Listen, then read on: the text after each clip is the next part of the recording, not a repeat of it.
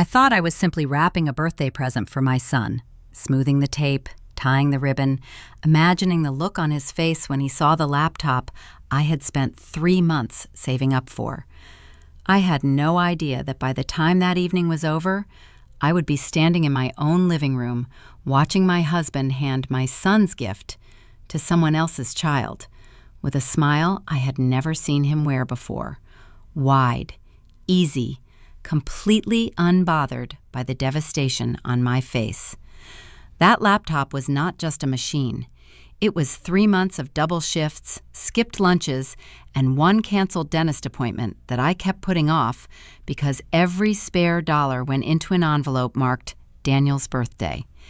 It was the promise I made to my 12-year-old boy when he asked, quietly and only once, if maybe this year he could have something he could actually use for school. And it was the moment I understood, standing in that living room with ribbons still curled between my fingers, that the man I had married for 11 years had a loyalty I was only now beginning to see clearly, and it had never, not for a single moment, been to me. My name is Clara, and this is the story of how a laptop tore the careful, pleasant surface off my marriage and showed me what had always been underneath. We had lived in our house on Birchwood Drive for 6 years. It was a modest house, 3 bedrooms, a backyard with a lemon tree that never produced quite enough lemons but smelled extraordinary in the evenings, and a kitchen with pale yellow walls that I had painted myself the first summer we moved in. I had chosen that yellow very carefully. I wanted the kitchen to feel like morning, like possibility, like the kind of room where good things get decided. And for a long time, I believed they did. Breakfast in that kitchen was the most reliable part of my day. The gurgle of the coffee maker, the smell of toast, Daniel's backpack slumped against the chair leg like a tired animal, my husband Marcus reading something on his phone with his glasses pushed up on his forehead. Normal. Warm. Mine. Marcus was a project manager for a mid-sized construction company. He was not a dramatic man.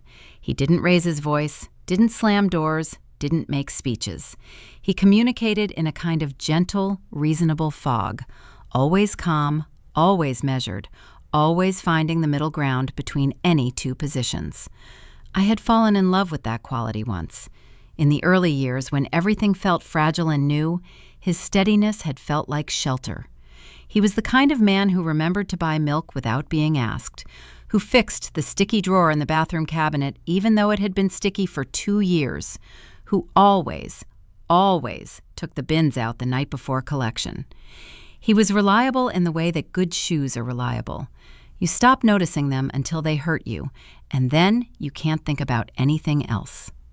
His family was another matter entirely. Marcus had grown up with his mother Sandra and his older sister Renee, who had never entirely approved of me, though I had spent the better part of a decade trying to earn something that, I was beginning to understand, was never actually on offer.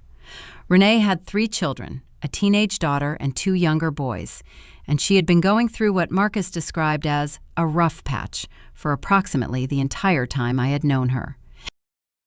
The rough patch had included at various points 2 separations from her husband Gary, a period of unemployment that lasted 14 months and during which Marcus quietly supplemented her grocery bills, and a general atmosphere of low-grade crisis that functioned, as far as I could tell, less like a temporary situation and more like a permanent weather system she had learned to inhabit comfortably. I did not dislike Renee. That is important to say. I was not the kind of woman who walked into a marriage with an enemy already selected. I had genuinely tried. Dinners, birthday cards remembered without prompting, babysitting offered freely on nights when she and Gary had somewhere to be. What I had received in return was a version of tolerance that felt, on its better days, like being permitted to sit at a table where you were not quite wanted, but were too well-mannered to be asked to leave. She never said anything cruel outright. She was much too careful for that. But there was a quality to her silences that communicated everything her words declined to carry. Daniel's 12th birthday fell on a Saturday in October, which meant a party. Not large, just his school friends and a few cousins. Pizza boxes stacked on the kitchen table. Someone's juice spilled on the rug. The particular joyful chaos of children who have not yet learned to be self-conscious about happiness. I had been planning it for weeks. The cake was chocolate with orange frosting because Daniel had requested it with the solemn specificity of someone placing a very important order. The decorations were simple: balloons, a banner I printed at the library, a string of lights along the back fence because the evenings were getting shorter and I wanted the backyard to look festive. The laptop had been the centerpiece. I had researched it carefully, spent hours reading reviews on forums at 11 o'clock at night when the house was quiet, comparing specs I barely understood, making sure the battery life was long enough for school days, the storage sufficient for the video editing software Daniel had started teaching himself from YouTube tutorials. He was a quiet, focused child who communicated his passions indirectly, leaving browser tabs open, mentioning things once and then never repeating them, trusting that someone who loved him was paying attention. I was paying attention. I had been paying attention to Daniel since the moment he was born, and the idea that I could give him something he actually wanted, something specific to who he actually was, not a generic gesture wrapped in paper, mattered to me more than I knew how to explain. I had not told Marcus how much it cost. Not because I was hiding it exactly, but because Marcus had a habit of expressing concern about large purchases in a way that somehow always ended with the purchase not being made. He would nod slowly and say something like, "That's a lot for one gift, Clara. Are you sure he wouldn't be just as happy with..." and then name something cheaper, safer, more sensible, something that had the virtue of being affordable and the distinct disadvantage of not being what our son actually wanted. So I had bought it with money from my own account, from the teaching assistant salary that I deposited quietly every 2 weeks and managed with a care that Marcus, who earned more and spent more loosely, had never needed to develop. And I had felt good about it, proud even, the way you feel when you've done something thoughtful without anyone having to ask. The party was wonderful, for exactly 3 hours and 40 minutes. The guests began arriving at 2. By 3, the backyard was full of noise and running and the particular smell of October afternoons. Dry leaves, cold approaching, someone's jacket left on the grass. Daniel was happy in the way children are happy at 12, which is already slightly complicated, already shadowed by a self-awareness that wasn't there at 8 or 9. But there were moments when he was in the middle of a game, when he forgot to perform happiness and simply felt it, when his face looked exactly as it had at 4 years old. I kept catching those moments. I saved them up like coins. Renee arrived at 4 with Gary and all 3 children 45 minutes after the invitation said 3:30. She made no reference to the time. She kissed Marcus on the cheek, handed me a bottle of wine I recognized as the kind that goes on sale at the supermarket, and settled into a garden chair with the ease of someone arriving exactly when she had intended. Her youngest, Tyler, who was 9 and possessed of an extraordinary gift for demanding attention, immediately attached himself to the periphery of whatever game Daniel was playing and began loudly suggesting improvements. Marcus was different around Renee. I had noticed this before, the slight softening, the way his shoulders dropped, the way he laughed more easily, the way the careful, measured quality of his personality relaxed into something looser and more boyish. He loved his sister. I had never doubted that. What I was beginning to understand, slowly, the way you understand something you have been refusing to look at directly, was that his love for his sister occasionally required a currency that came directly from our shared life. It was Gary who first mentioned the laptop.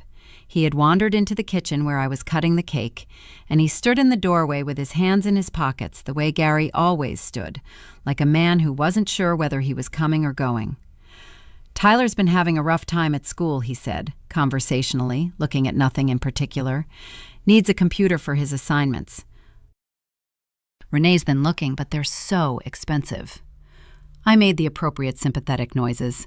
I finished cutting the cake. I thought nothing of it. The gift opening happened at 5 in the living room, with everyone gathered in that particular loose formation of parents and children that parties produce. Some sitting on the floor, some on the sofa, Daniel cross-legged in the center with a pile of presents in front of him. I had put the laptop last, saving it the way you save the best thing on a plate. Daniel worked through the other gifts with polite enthusiasm: a book, some clothes, a gift card, something from his cousins wrapped in 3 layers of tape. And then he reached for the last box, and I felt a small, private glow of anticipation. He opened it carefully. He always opened things carefully, none of the tearing and ripping that some children do. He removed the tape methodically, folded back the paper, lifted the lid of the box, and looked inside. Then he looked up at me, and the expression on his face was one I will not forget for a very long time. It was a kind of wonder, quiet and real, the expression of someone who has received exactly what they wanted and is slightly overwhelmed by the fact of it. "Mom," he said. Just that, just my name, with everything in it. And then Marcus said, "Hey, bud, why don't you let Tyler have a look at that?" I did not understand what he meant at first. I thought he meant for Tyler to look at it, to admire it, perhaps to ask questions about it. I watched Tyler take the box from Daniel's hands. I watched Tyler open the laptop with the particular carelessness of a child who has not been taught that other people's things require gentleness. And then I watched Marcus say, quietly but clearly, to everyone in the room and to no one in particular, "Tyler needs it more right now. He's struggling with school, and we want to help. You understand, right, bud?" The room did not go still. That is the truth of it. The children kept moving. Someone knocked over a cup. Renee said something warm and practiced that I could not process because the blood had moved away from my ears and into some other part of my body entirely. But in my memory, there is a stillness that feels absolute, a ringing, pressurized quiet at the center of everything, like the silence inside a wave before it breaks. I remember the feel of the sofa armrest under my right hand. I remember the smell of the orange frosted cake cooling on the kitchen counter. I remember looking at Daniel's face, watching him understand what had just happened, watching him perform, with the particular devastating maturity of a child who has learned not to cause scenes, a smile that did not reach his eyes, a smile that I recognized because I had been wearing some version of it for years. "It's okay," Daniel said. "Tyler can have it." I did not speak. I sat in the living room of the house I had lived in for 6 years. In the kitchen, I had painted yellow because I wanted it to feel like possibility, and I held my face in a shape that meant nothing was wrong, while something inside me that had been patient for a very long time ran completely, absolutely out of patience. After the guests left, I washed the dishes by hand, even though the dishwasher was right there, because I needed something to do with my hands. The water was too hot. I let it be too hot. I listened to Marcus moving around in the living room, stacking cups, folding the tablecloth, doing the ordinary aftermath of a party with the ordinary movements of a man who believed everything was fine. I tried to understand what had just happened. Not the surface of it, that I understood immediately, but the layers beneath it, the calculation, the easiness of it. The way he had said, "Tyler needs it more," as if that were a complete sentence, as if need were the only variable that mattered, as if the 3 months and the double shifts and the envelope marked Daniel's birthday were simply not part of the equation. Daniel was in his room. I had gone in briefly after everyone left to check on him. He was sitting at his desk, doing something on his old, slow tablet, the one with the cracked corner that I kept meaning to replace, and he looked up when I came in with an expression so careful, so deliberately neutral, that it broke something in me that I hadn't known was breakable. "I'm fine, Mom," he said before I could speak. 12 years old, today of all days, and already fluent in the language of reassurance, already practiced at protecting the people around him from the inconvenience of his own feelings. I sat on the edge of his bed for a while. I didn't say very much, neither did he. The room smelled like the particular combination of pencil shavings and that cheap body spray 12-year-olds discover and use too liberally. And outside the window, the lemon tree was dark against the evening sky. And I sat there in the quiet and let myself feel, fully and without flinching, how angry I was. Not hot anger. That's the thing they don't tell you about real anger, the kind that matters, the kind that changes things. It isn't hot. It isn't the kind that makes you shout and cry and say things you have to apologize for later. It's cold. It settles in the chest like something solid, like ballast, like the weight that keeps a ship from tipping in the water. And sitting on the edge of my son's bed on the evening of his 12th birthday, I felt it arrive, quiet, clear, and absolutely certain of itself. I kissed Daniel goodnight and closed his door softly. In the hallway, the house smelled like leftover birthday and the faint ghost of candles. I stood outside his door for a moment with my hand still on the handle, and I made a decision. Not dramatic, not announced, just a quiet internal alignment, like a compass needle settling on north. I was going to find out exactly how this had happened. Not just tonight. Tonight was the symptom. I wanted the disease. Marcus was in the kitchen when I came back downstairs. He had made himself a cup of tea and was leaning against the counter with his phone in his hand, scrolling through something with the focused ease of a man at rest. He looked up when I came in and gave me a small, slightly apologetic smile, the kind that functions as both acknowledgement and preemptive closure, the kind that says, "I know you're upset, but can we agree it wasn't a big deal?" I had seen that smile before. I had accepted that smile before. I did not accept it now. "Explain to me what happened tonight," I said. My voice was level. I had worked very hard to make it level. Marcus set down his phone. "Clara, I want you to explain it to me," I said. "Not apologize, not minimize. Explain.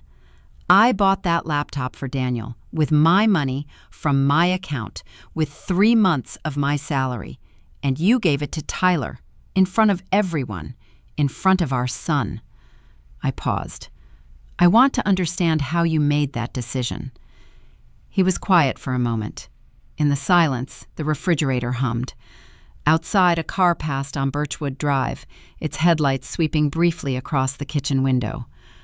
Marcus put down his cup and crossed his arms, which was something he did when he was preparing to say something he knew I wouldn't like. "Renee's been struggling," he said. "Tyler needs a computer for school. They can't afford one right now. I thought Daniel would understand. He's a good kid. He has other things." "He has a cracked tablet," I said. "That is what he has. And now he has that instead of what I gave him." "We can get Daniel another one," Marcus said. When things are better, I repeated. The phrase hung between us, gauzy and meaningless. "Things have been going to be better for Renee for 11 years, Marcus. And in the meantime, I have been patient. I have been understanding.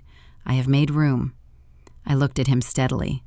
"I am done making room." Marcus looked at me with an expression I had not seen before. Not guilt exactly, and not defiance, but something between them. Something that looked, I realized with a slow, cold clarity, like relief. Like a man who had been waiting for a particular conversation to finally arrive. And in that look, in the specific quality of its almost ease, I understood that tonight had not been impulsive. Tonight had been arranged. The question was only how long ago, and by whom, and how much of what I thought I knew about my own life was a surface that had been maintained for my benefit while something entirely different operated underneath it. I did not say any of this. I nodded once, picked up my glass of water from the counter, and went upstairs. I lay in bed for a long time in the dark, listening to Marcus come upstairs, brush his teeth, settle into his side of the mattress. I listened to his breathing slow into sleep, and I stared at the ceiling and thought about patterns, about all the times Renee had needed something, and Marcus had found it in our shared life, about the 14 months of groceries, about the car repair the previous spring, about the money Marcus had described as a loan that had never been repaid and, I was now certain, had never been intended to be. About the way, in every single one of these transactions, I had been presented with a fait accompli, Not asked, not consulted, simply informed after the fact, and handed Marcus's reassuring smile as a receipt. I was not finished yet. There were things I did not yet know, pieces of the picture that were still missing, truths that were still waiting in drawers and on screens, and in the careful silences of people who believed I was too trusting to look for them. But lying in the dark on Daniel's birthday, I felt, in the wordless intelligence of the body, that something had shifted, that a line had been crossed that could not be uncrossed. The woman who smoothed tape and tied ribbons and saved 3 months of careful money for the look on her son's face was still in this bed, but she was different now. She was paying a different kind of attention. And she was not, under any circumstances, going to stop. The next morning, I woke before Marcus.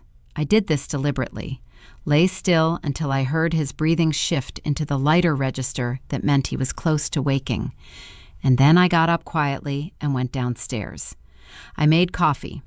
I stood at the kitchen window in the early gray light and looked at the lemon tree in the backyard, its leaves damp with dew, and I thought about what I needed to do. The first thing I needed was information. Not the kind Marcus would offer, shaped, softened, presented in the most favorable light, but the real kind. The kind that lived in bank statements and text threads and the occasional unguarded remark from someone who didn't know they were being listened to. I had always been, by nature, someone who trusted the account she was given. I had believed this was a virtue. I was beginning to understand it had functioned for a very long time as a convenience for someone else. I took my coffee to the small desk in the corner of the sitting room, the one Marcus used for paperwork, the one with the shallow drawer that he never locked because, I supposed, he had never imagined I would look. I was not proud of this. I want to be clear about that. I was not the kind of woman who went through her husband's things as a matter of course. But I was also not, any longer, the kind of woman who would decide not to look simply because looking felt uncomfortable. Discomfort, I had decided in the dark the night before, was no longer sufficient reason to stay blind. The drawer contained the ordinary debris of a man's administration, a few old receipts, a pen that no longer worked, a folded piece of paper that turned out to be a car service reminder from 2 years ago, and at the back, under a rubber band that had dried and cracked, a small stack of papers that I lifted out and unfolded on the desk with hands that were steadier than I expected them to be. They were bank statements, not our joint account. I knew those. These were from an account I did not recognize, in Marcus's name only, at a bank we did not use. I looked at the dates. The account had been opened 14 months ago. I looked at the transactions. Regular transfers, $400, $600, sometimes $800, outgoing, to an account whose last 4 digits I did not recognize, but whose memo line, when it appeared, read simply R. The transfers went back 14 months. They were consistent. They were not small. And they had been made, every single one of them, without a word to me. I sat very still for a moment. The refrigerator hummed. Somewhere upstairs I heard the floor creak, Marcus moving, getting up. I photographed every page with my phone, put the papers back exactly as I had found them, closed the drawer, and picked up my coffee. By the time Marcus came downstairs, I was standing at the window again, looking at the lemon tree, and my face gave away nothing at all. "Morning," he said. "Morning," I said. He poured himself coffee. We moved around each other in the kitchen the way couples do after years of practice, the small, unconscious choreography of shared space, each knowing the other's patterns so well that the body navigates on autopilot. I watched him and I thought, 14 months. 14 months of transfers, 14 months of a separate account, separate decisions, a separate financial life, conducted in parallel to the one I thought we shared. And I had not known. I had cooked breakfast in this kitchen and slept in that bed and believed with the complete and uncomplicated confidence of someone who has never been given a reason not to, that I knew the shape of my own life. I called my friend Donna that afternoon from the car while Daniel was at his friend's house and Marcus was watching a game. Donna was a paralegal who had worked in family law for 12 years and who had, over those 12 years, heard a story with approximately this shape more times than either of us could count. I told her what I had found. She was quiet for a moment. Then she said, "Okay, I need you to do a few things. First, don't say anything to him yet. Second, make copies of everything. Third, call David Chen's office tomorrow morning. He's the best family attorney in the county, and he owes me a favor." She paused. "How are you doing?" I thought about it honestly. "I'm cold," I said, "but I'm clear." "Good," Donna said. "Stay that way." I spent the next 3 days being a wife. I cooked dinner. I asked Marcus about his week. I listened to him talk about a project at work that was running over budget, and I nodded in the appropriate places, and I said nothing about what I had found and nothing about what I was doing. I was not performing happiness. I was too tired for that, and Marcus, I suspected, was too familiar with my face to be entirely fooled. What I was performing was normalcy, the ordinary texture of a life continuing as expected, while underneath it, quietly and methodically, I built the thing I was going to need. David Chen's office was on the 4th floor of a building downtown, with a view of the courthouse that I found, under the circumstances, appropriate. He was a small, precise man with wire-rimmed glasses and a habit of writing things down in a notebook by hand, even when there was a laptop open in front of him. He listened to me for 20 minutes without interrupting. Then he looked at his notes and said, "The separate account isn't illegal by itself. Transfers to a family member aren't illegal either. What we need to establish is whether marital assets were used, whether there's a pattern of financial concealment, and whether this amounts to dissipation of marital property." He looked at me over his glasses. "Do you have more documents?" "I have photographs of 14 months of statements," I said. He nodded slowly. "Then we have a conversation worth having." I went home and I waited. I was very good at waiting. I had, it turned out, been practicing for years. The confrontation came on a Thursday evening, 10 days after the party. It came not because I chose it, but because Marcus chose it, or rather because the thing he had been building chose it for him. I was in the kitchen when he came in from the garage with an expression I had not seen before. Something pressed and urgent and not quite prepared. The look of a man who has rehearsed a conversation and found in the moment that the rehearsal was insufficient. He sat down at the kitchen table. He put his hands flat on the surface. He said, "Clara, I need to talk to you about something." I turned from the counter. I leaned against it and crossed my arms and looked at him and said, very quietly, "All right." "I should have told you sooner," he said. "I've been helping Renee, more than you knew. She's in real trouble. Not just the usual stuff, actual trouble. Gary left, properly this time. She has 3 kids and no income, and the rent's 3 months behind, and I couldn't not help her. She's my sister." He paused. "I know I should have talked to you. I know it was wrong to go around you.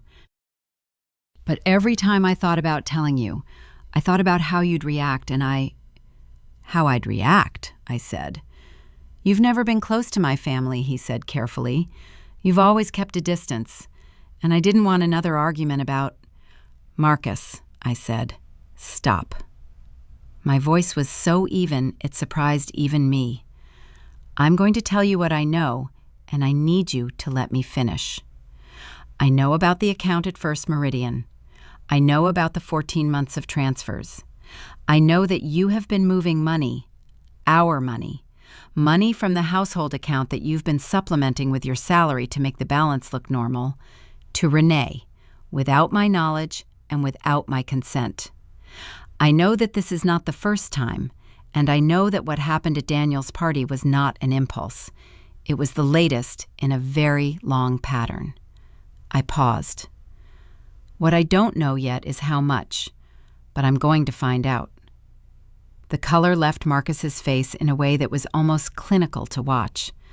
A visible physical draining, like something going out of a room. He stared at me. His mouth opened.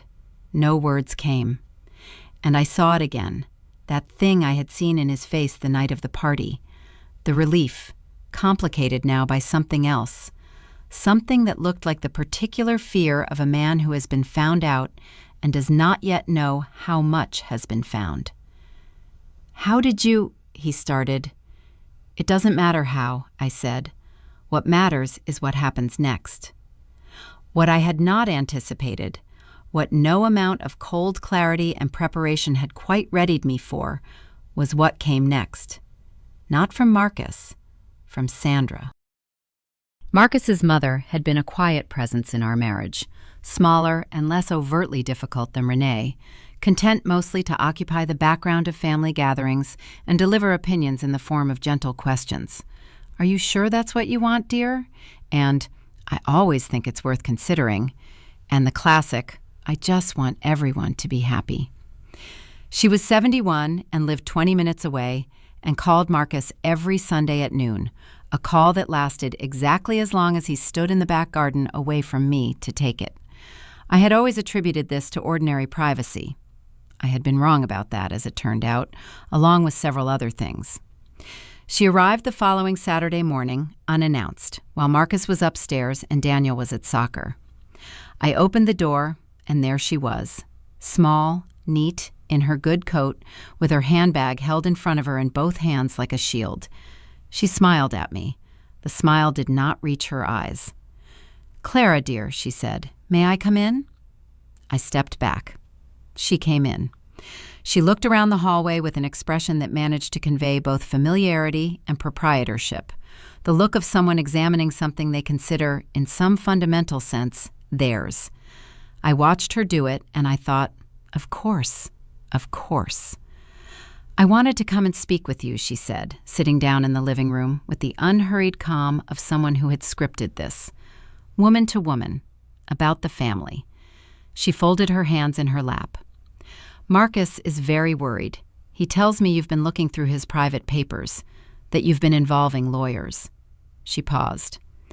"I want you to understand something, Clara. This family takes care of its own. It always has. Marcus has always taken care of Renee, the way a brother should, the way his father did before him.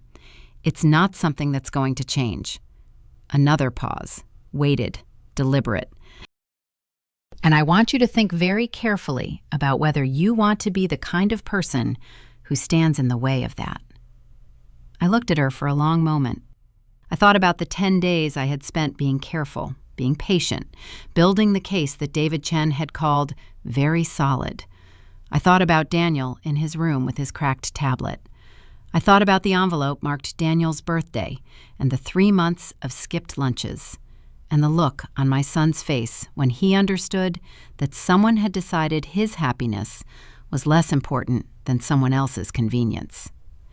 And then I thought about every single Sunday afternoon when Marcus had stood in the back garden talking to this woman, and what exactly those conversations had contained.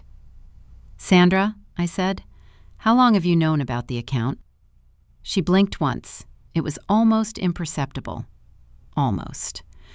"I don't know what the First Meridian account," I said, "the one that's been receiving transfers for 14 months. How long have you known?" She was very still. Her handbag did not move. Her hands did not move. Only her eyes shifted, not to me, but to the staircase, toward the sound of Marcus coming downstairs. And in that shift, I saw it. She had known the whole time. More than that, I understood, with the particular clarity that arrives when enough pieces are finally in the right places, that she had not merely known. She had orchestrated. The Sunday calls, the gentle questions, the long, quiet operation of a woman who understood exactly how to move within the structure of a family without appearing to move at all. Marcus appeared in the doorway. He looked at his mother, then at me, then at his mother again. His face was the face of a man standing between two forces he had believed, until very recently, he could manage. "Mum," he said, "I told you not to come." "Someone had to," she said pleasantly. "Let me tell you both something," I said. My voice had dropped to the register that Donna later described when I recounted this to her as terrifying. Not loud, not shaking, absolutely flat, absolutely certain. I have copies of 14 months of bank statements. I have a meeting scheduled with my attorney on Monday. I have documented every transfer, every amount, every date. What has been happening in this marriage, the financial concealment, the unauthorized transfers of marital assets, the systematic redirection of our household money, has a name in family law, and it is not a favorable one. I looked at Marcus. I gave you a chance to tell me the truth 10 days ago. You chose to perform a confession that left out the most important parts. So we are past the point of private conversations. I picked up my phone from the table where I had placed it at the start of this conversation and held it up. I recorded this.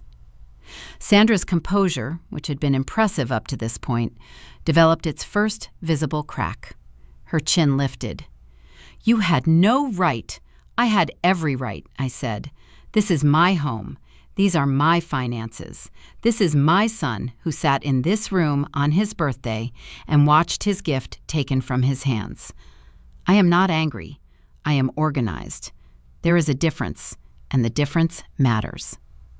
Marcus sat down heavily on the sofa. He put his face in his hands. It was, I thought, the most honest thing I had seen him do in 14 months. Sandra sat very still and looked at me with an expression that had lost all of its pleasantness and was now, underneath, simply cold.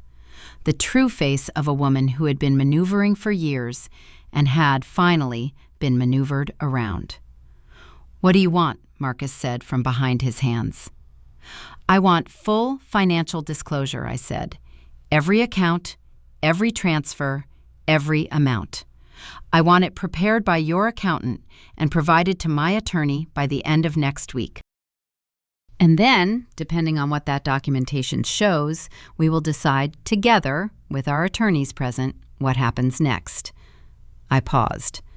"And I want the laptop back." There was a silence that lasted a long time. In it, the refrigerator hummed, and outside a neighbor's dog barked twice, and the lemon tree moved in the October wind, and I sat in my yellow kitchen and waited, and I was not afraid. The laptop came back 4 days later. Marcus drove to Renee's house and collected it himself.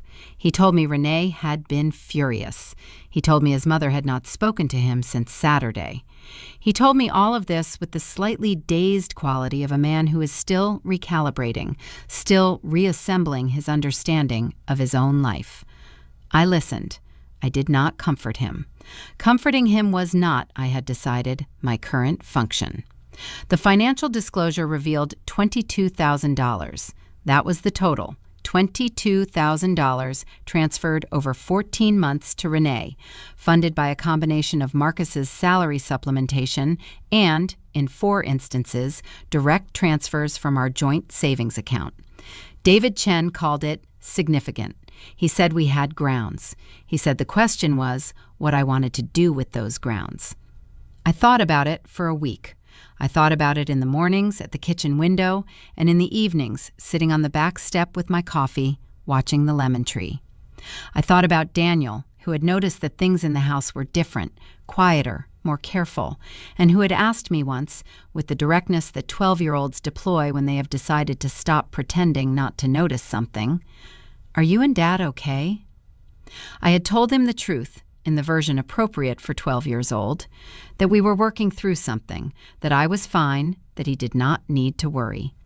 He had nodded with the gravity of someone who was going to worry anyway and had the decency not to say so.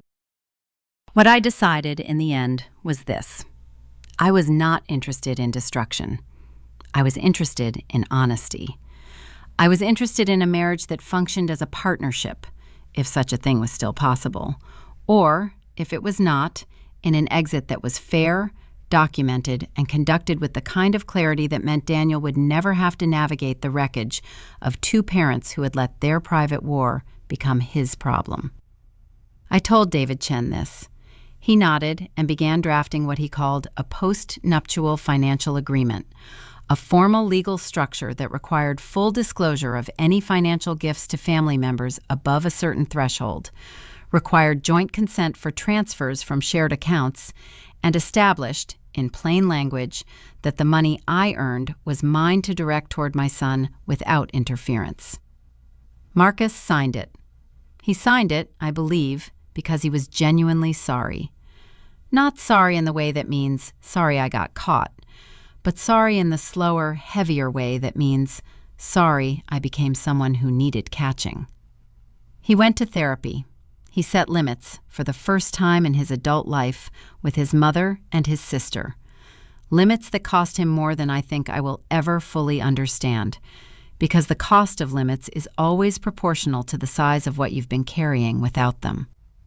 Renee was furious. Sandra was cold for months. The Sunday calls stopped. He bore this quietly, and I watched him bear it, and I thought, this might be salvageable, or it might not be, but either way, it is honest now, and honesty is where things either hold or they don't. Months passed. The lemon tree, in the spring, produced more lemons than it ever had before. Enough for lemonade, enough for a curd I made and put in jars on the kitchen counter, enough to fill the entire backyard with their smell on warm evenings when I sat outside with a glass of something cold and let myself simply be in my own life. Daniel made a short film on his laptop for a school project. His teacher called it sophisticated. He showed it to me on the screen in his room, in the same chair where he had sat on that October night with his cracked tablet and his 12-year-old's careful dignity. And his face when I told him it was wonderful was the face of a child who has learned that the people who love him are paying attention. Some things did not come back. The uncomplicated trust I had carried into that marriage, the clean, unhesitating faith that the life I was living was exactly the one I thought it was. That did not come back, and I did not expect it to.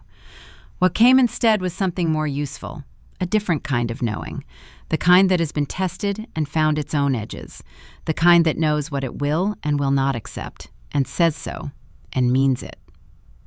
I still cook breakfast in the yellow kitchen. The walls are the same color I chose the first summer. Morning, possibility, the kind of room where good things get decided. I still believe that. More than I did before, actually, because now I know what it costs to keep it. There is a difference between a life that is peaceful because nothing has been examined, and a life that is peaceful because everything has been examined and found worth choosing. I know which kind I want. I know which kind I have. The envelope that once said Daniel's birthday has a different label now. It says, "For what matters." It is always full.